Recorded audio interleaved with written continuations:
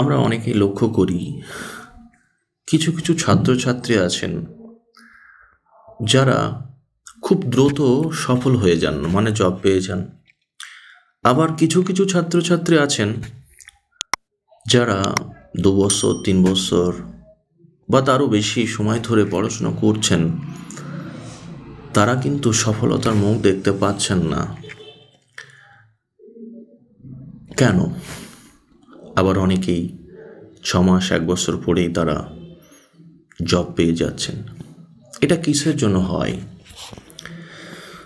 তো এই বিষয়টা আমি অনেক সময় আমার প্রিয় ছাত্রছাত্রী তাদের সামনে আমি আলোচনা করে থাকি। তো আজকে আমি ভাবলাম, যারা আমার কথা শুনেন ইউটিউবে, ফেসবুকে, তাদের একটু শোনার প্রয়োজন আছে। বিশেষ করে যে সময়টা আমরা কাটাচ্ছি, যে সময়ের মধ্য দিয়ে আমরা যাচ্ছি, আমার মনে হয় আমার প্রিয় ভাই বোনেদের বেশ কষ্টের মধ্য দিয়েই আমরা যাচ্ছি। চলুন আমরা যে আলোচনাটি করছিলাম সেখানেই আমরা আলোকপাত করি। দেখুন, আমি একটা এক্সাম্পলের আগে হেল্প নিই।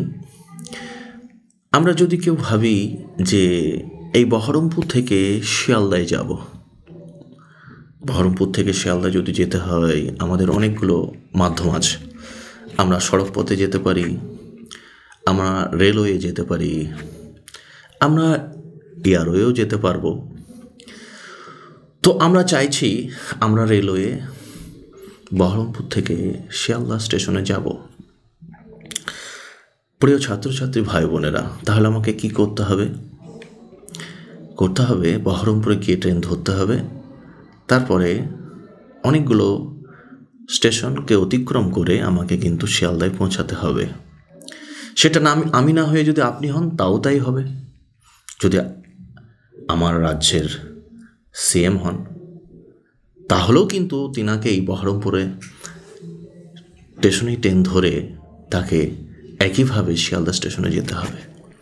যদি তা না হয়ে যদি এখন আমাদের দেশের প্রাইম মিনিস্টার হন, তিনাকেও কিন্তু তাই করতে হবে। তো আমার বলার উদ্দেশ্য একটাই, আমরা যতই ট্যালেন্টেড হই না কেন, আমরা যতই মেধাবী হই না কেন, আমাদের যদি বহরমপুর থেকে ট্রেন ধরে শিয়ালদা পৌঁছাতে হয়, তাহলে আমাকে সেই বহরমপুর পরে বলরামপুর, সারগাছি, ভাবতা, বেলডাঙ্গা, দেন রয়েজিনগর, সিরাজনগর, পলাশী হয়ে কৃষ্ণনগর, তারপরেই আপনার কিন্তু শিয়ালদায় পৌঁছাতে হবে, সে আপনি যেই হন না কেন। আর আপনি যদি তা না করেন, তাহলে কিন্তু আপনি আপনার ডেস্টিনেশনে আপনি পৌঁছাতে পারবেন না। আপনি যদি চান আপনি বহরমপুরে থাকবেন আর আপনি কৃষ্ণনগরে গিয়ে ট্রেন ধরবেন, আপনি শিয়ালদায় পৌঁছাবেন, সেটা কি সম্ভব? না। তো আমাদের মধ্যে অনেক ছাত্রছাত্রী আছেন যারা এইগুলো মানেন না, যারা জিরো থেকে, মানে প্রত্যেকটা স্টেপকে তারা ফলো করেন না। তেনারা ভাবেন যে আমি কিছু কোশ্চেন প্র্যাকটিস করব, আমি কিন্তু জব পেয়ে যাব। তারা যে সিস্টেম আছে, যে কোনো কাজ করতে গেলে, সেই কাজে সফল হতে গেলে আপনাকে কিন্তু সিস্টেম মেনটেন করতে হবে। তাহলে কি হবে, আপনি সেই কাজে সরাসরি আপনি পৌঁছে যেতে পারেন। তার জন্য খুব আপনাকে ট্যালেন্টেড বা খুব হাইফাই মানুষ হতে হবে তা নয়। আমার কাছে আমি দেখেছি, আমার কাছে প্রুফড আছে প্রচুর ছাত্রছাত্রী যারা আমার মিশন জবে পড়াশোনা করে একসময় তারা কিছুই জানতো না, ম্যাথে দেখলেই ভয় পেত, ইংলিশ দেখলেই ভয় পেত। আজকে মিশন জবের ছাত্রছাত্রীরা, মিশন জবের টিচারদের সান্নিধ্যে অনেকে আছে, তাদের জীবন আমূল পরিবর্তন হয়ে গেছে, কারণ তারা প্রত্যেকটা স্টেপকে সঠিকভাবে মেনটেন করেন। তাই যারা এই দীর্ঘদিন ধরে আপনারা পড়াশোনা করছেন, সফল হচ্ছেন না, কারণ হচ্ছে তারা এই ট্রেনের মতো তারা সব প্ল্যাটফর্মে, সব স্টেশনে তারা যান না। তারা ভাবেন এটা না করলেও হবে, ওটা না করলেও হবে, শর্টকাট তারা চান। কিন্তু আসলে আপনি নিরবিচ্ছিন্নভাবে যদি 1টি বছর আপনি মন দিয়ে পড়াশোনা করেন তাহলেই কিন্তু যথেষ্ট সরকারি চাকরি পাওয়ার জন্য। আর তার জন্য কী করতে হবে? এক্সপার্টের আন্ডারে। আমরা জানি হার্ডওয়ার্কিং তো হতেই হবে, তার সঙ্গে স্মার্ট ওয়ার্কিং আপনাকে জানতে হবে। তার জন্যই তো আমরা আছি। যেমন মিশন জবের টিচাররা আছেন, যেনারা জানেন কোনটুকু আপনাকে পড়তে হবে আর কতটুকু আপনাকে ছাড়তে হবে। আপনি হয়তো ম্যাথে দুর্বল আছেন, ম্যাথ কী করে আপনি সফল হবেন? আপনি জিকেতে দুর্বল আছেন, জিকে সাবজেক্টটাকে আপনি কীভাবে ভালোবাসবেন? আপনি ইংলিশে খুব উইক আছেন, কী করে আপনি ইংলিশটাকে স্ট্রং হবেন? তাহলে এই বিষয়গুলো আপনি ঘরে বসে তো সম্ভব নয়।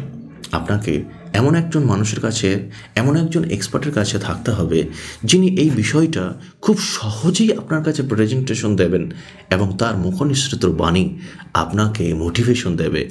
দেন আপনি কিন্তু সেই সাবজেক্টে এক্সপার্ট হয়ে যাবেন, তাহলেই আপনার জব হয়ে যাবে। এবার আরেকটা কথা, কেউ চাইছেন যে না আমি আরও দ্রুত জব পেতে চাই। দেখুন ভাই, আপনি যদি ভাবেন বহরমপুর থেকে আপনি শিয়ালদা পৌঁছাবেন একটু তাড়াতাড়ি, তাহলে আপনাকে কী করতে হবে? এক্সপ্রেস ট্রেন ধরতে হবে কি না? তাহলে ঠিক একইভাবে আপনি যদি ভাবেন আমার একটু দ্রুত আপনাকে জব পেতে হবে, আপনি একটু পড়ার টাইমটা আপনাকে বাড়াতে হবে, আপনার অ্যাটেনশনটাকে একটু বাড়াতে হবে ভাই। যদি আপনি সেটা বাড়াতে পারেন, আমার মনে হয় খুব তাড়াতাড়ি হবে।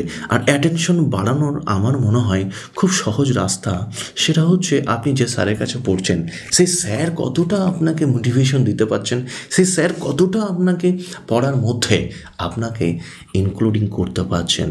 আজকে দেখুন, আমার অভিজ্ঞতা থেকে বলে যে আমার অনেক ছাত্রছাত্রী তারা কিন্তু ম্যাথে ভালো হয়ে গেছে। আমার দেখা, তারা কিন্তু বাড়িতে বসে থাকলে হয়তো নাও হতে পারতো। জানি না আপনারা ভালোবাসেন, তাই আমি লক্ষ্য করেছি আমার কাছে পড়ে অনেকে আছে যারা ম্যাথে খুব ভয় পেত, তারা আজকে কিন্তু ম্যাথে ভালো স্কোর করে। কারণ কি জানেন? তার সমীর স্যারকে ভীষণ ভালোবাসে। আসলে সমীর স্যারকে ভালোবাসার মূলে কি? তারা সমীর স্যারের কথাবার্তা, সমীর স্যারের পড়ানোর যে বোঝানোর যে টেকনিক, আমার মনে হয় নিশ্চয়ই আমার ভাই বোনেদের ভালো লাগে, তাই তারা ভালোবাসে। আর ভালোবাসে বলেই তারা কিন্তু আজকে নিজেদের উন্নতি করতে পেরেছে।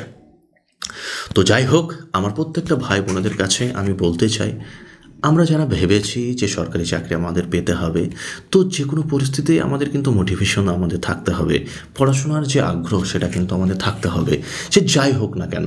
কেননা বর্তমানে আমাদের যে সিচুয়েশন বেশ কঠিন, ওবিসি নিয়ে একটা জট, তার সঙ্গে সঙ্গে পরীক্ষা সুনির্দিষ্ট দিন নেই। তারপরে আবার কিছু কিছু মানুষরা রয়েছেন যারা স্বার্থন্বেষী মানুষ, যারা নিজেদের আখেরের জন্য ইউটিউবে অনেক ভুলভাল কথাবার্তা বলে আমার প্রিয় ভাই বোনেদেরকে হারাসমেন্ট করছে, তাদের মনটাকে নিয়ে ছিনিমিনি খেলছে। মনে হচ্ছে তারাই দেশ চালাচ্ছে, তারা রাজ্য চালাচ্ছে, তারা মানে আপনাকে জবটা দিয়ে দেবে। খুব দুর্ভাগ্য আমাদের। তো এইরকমভাবে কথা না বলাই ভালো। আমার মনে হয় সব কথা পাবলিক না করাই ভালো। আমার ভাই বোনেদেরকে ডিমোটিভেশন একটা টিচার কখনোই দিতে পারেন না। দেখুন, একটা মানুষ, আমরা টিচারের একটা মেন পার্টই হচ্ছে আমার স্টুডেন্টদেরকে তাদের কিভাবে তাদের কাজ করিয়ে নেওয়া যায়, কিভাবে তাদের ভালো করা যায়। আসলে তাদের ডিমোটিভেট করার কোনো উদ্দেশ্য নয়, বা নিজেদের আখের গোছানোর জন্য অনেক অবান্তর কথা বলে দিলাম, আমার থেকে বড় টিচার, আমার থেকে আমি আছি মানে সব হয়ে যাবে, করে নেব, দেখে নেব, মনে হয় যেন রাজ্যটাই তিনি চালান। আসলে এগুলো নিজেদের এইসব কথাবার্তা মানে হচ্ছে নিজেকে বিশাল কিছু হামমোরেঙ্গা ভাবা, আর সেগুলো দেখিয়ে নিজেদের আখের গুছিয়ে নেওয়া। আসলে এতে কোনো আমার ভাই বোনেদের কোনো ভালো হবে না। কেননা আপনাকে জব পেতে গেলে ভাই নিজেকে পড়াশোনা করতে হবে। আমরা মানে টিচাররা, তাদের উদ্দেশ্য হচ্ছে আপনাকে আপনার কাজটাকে সহজ করে দেওয়া। এবার আমার কাছে সবাই পড়ছে, মানে সবাই যে হবে তা নয়। আমাকে যারা ভালোবাসবে, আমার কথাই যারা ভালো লাগবে, তারাই আমার কাছে উন্নতি করবে। সুতরাং জবটা ডিপেন্ড করছে সম্পূর্ণটা আপনার উপরে। আর আমার রাজ্য কীভাবে চলবে তার জন্য অনেক জ্ঞানীগুণী মানুষরা রয়েছে। আমার মতো ক্ষুদ্র মানুষ, আমি কি করতে পারি? বড় জোর আমাদের অভিভাবকের কাছে গিয়ে, আমাদের যেখানে গেলে আমাদের কাজ হবে সেই জায়গাগুলো গিয়ে আমরা ডেপুটেশন দিতে পারি। আমরা আমরা তাদের কাছে রিকোয়েস্ট আমাদের বক্তব্যটা জানাতে পারি। এছাড়া আমরা আর কিছু কি করার আমাদের আস্থা আছে? শিক্ষিত সমাজ, এর থেকে তো আমার মনে হয় না আর কিছু রয়েছে। আমার ভাই বোনেদের কাছে আমি এত উত্তেজিত করতে চাই না। আমি যেটা চাইবো সেটা হচ্ছে পড়াশোনা করুন বাবু। দেখুন, আনন্দ যখন আমরা করি তার আগে অনেক সময় আমরা দুঃখ পাই, আর দুঃখ পেলেই আবার আনন্দ আমাদের আসবে। আজকের দিন হয়তো আমাদের কঠিন যাচ্ছে, আমি আপনাদের বলে দিচ্ছি অটোমেটিক্যালি আবার আপনার সামনে সুদিন আসবে, কিছুদিনের মধ্যেই এক্সাম আসবে। তখন আমরা যদি এখন পড়াশোনা না করি তাহলে কি হবে? ওই যে বললাম, আপনি দীর্ঘদিন আবার পরীক্ষার সময় রেজাল্ট ভালো করতে পারবেন না, তার ফলে আবার আপনার পরের এক্সামের জন্য অপেক্ষা করতে হবে। তাই আপনি নিরবিচ্ছিন্নভাবে আপনি যদি ভেবে থাকেন যে সরকারি চাকরি আমার সফলতার মূল, তাহলে আপনি কিন্তু ভাই পড়াশোনা করুন। আর তার জন্য যদি সাপোর্টের প্রয়োজন হয় সমীর স্যারের মিশন জবের, হ্যাঁ, আপনি নিশ্চয়ই আসুন, আমার আবাসিক কোচিং আসুন। ছেলে মেয়েদের যে আবাসিক কোচিং রয়েছে, এখানে আমার এক্সপার্টরা রয়েছেন। আমি সব নয়, এখানে আমার অনেক ভালো ভালো স্যারেরা আছেন, অনেক ম্যাডামরা রয়েছেন। তো তাদের সান্নিধ্য যদি নিতে হয় আপনি আসুন, নিশ্চয়ই আপনি উপকৃত হবেন। এছাড়াও আমাদের পলাশী যে ব্রাঞ্চ রয়েছে, হ্যাঁ, ক্লাসরুম কোচিং, সেখানে আপনারা ভর্তি হতে পারেন। প্রচুর ছাত্রছাত্রী সেখানে পড়াশোনা করছেন, তাদের যে ইচ্ছা, তাদের যে মনোবাঞ্ছা, সেটা তারা পূরণ করছেন। খুব ভালো থাকবেন, দেখা হবে আবার খুব তাড়াতাড়ি। ধন্যবাদ।